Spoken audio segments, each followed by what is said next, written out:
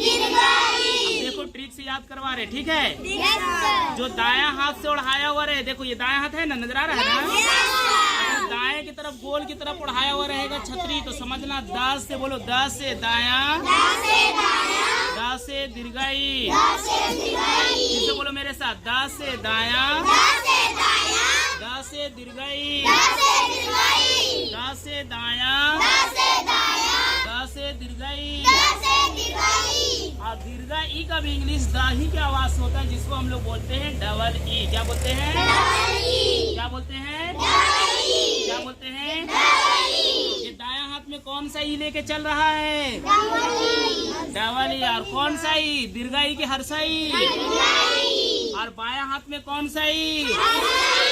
जब बाएं तरफ से किसी व्यंजन पर, किसी का ख पर उड़ाया हुआ रहे तो कोची का मात्रा वो होगा, और दायां हाथ की तरफ से उड़ाया हुआ रहेगा तो समझ में आ रहा है बाबू? दीर्घाई को थोड़ा तान कर पढ़ेंगे, क्या करके पढ़ेंगे?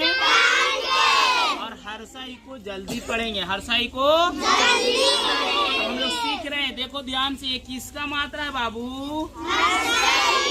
क्यों? बायां हाथ से उड़ाया हुआ है कि दायां हाथ से?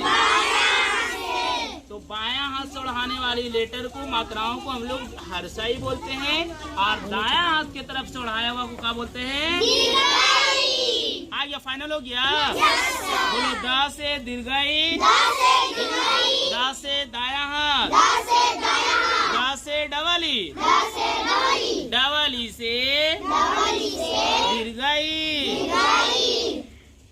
आई से हर्षाई। इसी तरीका से अब हम लोग पढ़ने जा रहे हैं ऊ की मात्रा। किसका मात्रा? दो तरह से होते हैं, देखो ध्यान से। अगर दाएं तरफ उड़ाया हुआ रहेगा तो बोलेंगे दीर्घऊ। क्या बोलेंगे?